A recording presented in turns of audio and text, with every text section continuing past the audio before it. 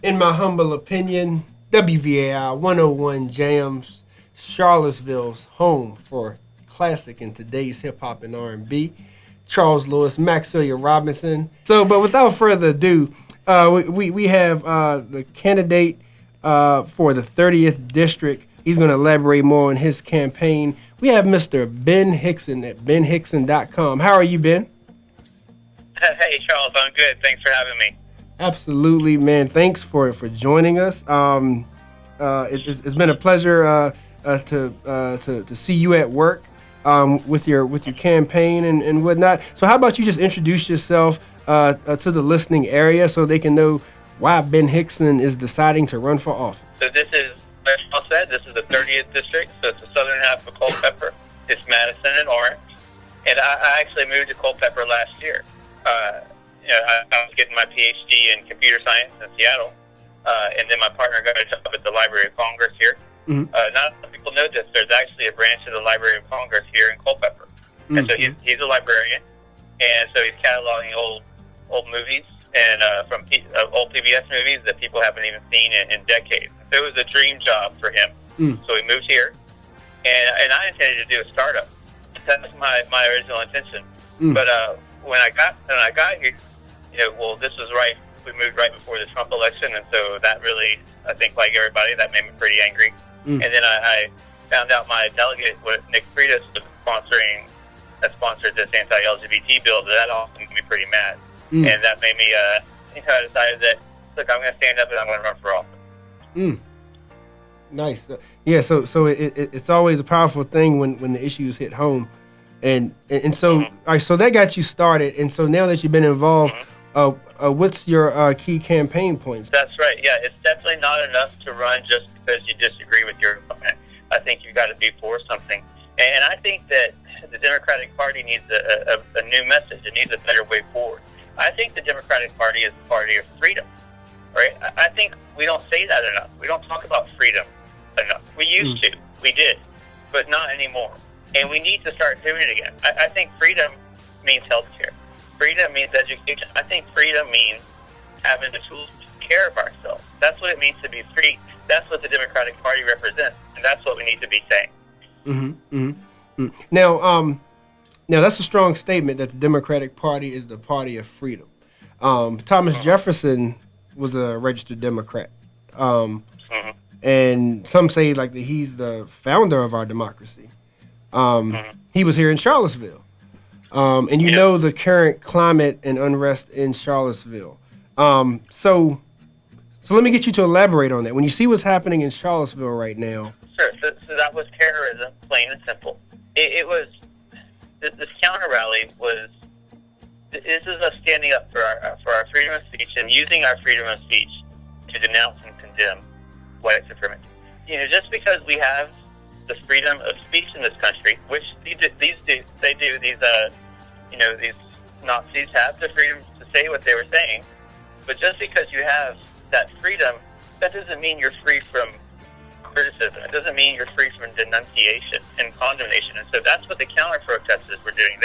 We were using our freedom of speech to stand up against that hate, that kind of hate. And so this is about what I said in my statement after this violence happened, that just because that's why this violence, this death hit us so deep in our guts. It's because they were trying to silence us. They were trying to say that you can't use your free speech to condemn us, that our hate is louder than your voice. And they were trying to scare us into being silent, and we can't let that happen. We just can't. We can't let the terrorism win. We can't be silent. We can't be too afraid to speak out against hate. Mm-hmm, mm-hmm. Thank you for that. Ladies and gentlemen, once again, we're talking to Ben Hixon, candidate for the 30th District of Virginia.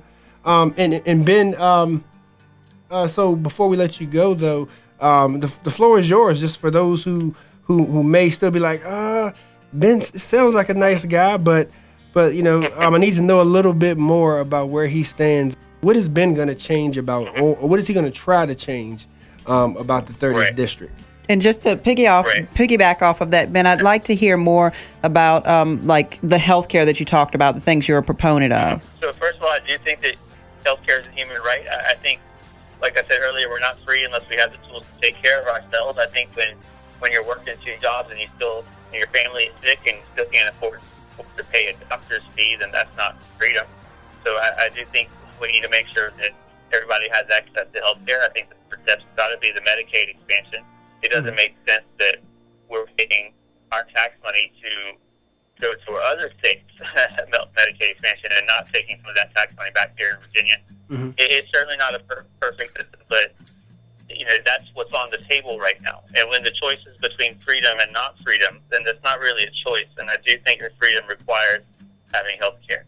Right? So the Medicaid expansion we just got to do it. More what I want to work on for the 30th district. I'm really rural broadband is a big issue in this area. Half the district does not have access to reliable internet. It was raining today, and I was out with one of my staff members, Andrew, who is from Madison, and he said that all he has is satellite internet, and it did not work today because of the rain. So it's unreliable, it's expensive, and we need to expand out our internet infrastructure. I said you're preaching to the choir there. Yeah. Now, I do want to say, in general, I consider myself a libertarian Democrat, a progressive libertarian. And what does that mean? I think that means that government is too big in a lot of cases. I think that the government should make sure we have access to health care and education and basic infrastructure, the tools that we need to take care of ourselves, the tools that we need to succeed. The government should make sure we have access to these tools, and then it should leave us alone for the rest of the time. So, all right, that means we need a greater respect for individual liberty, for individual rights. And I do think, in many cases, that the Democrats don't talk about that enough. It's not like we like standing in line at the DMV all day, but that's the caricature, because we don't talk about excessive regulations enough. Because there are some regulations that are silly, and we need to, or that get in the way, and we need to cut back on that. So I do believe that we should have a smaller government in areas other than the tools that we need to take care of ourselves. So that's what I mean when I say a libertarian Democrat. Got you. So when I also hear libertarian, I actually think about marijuana.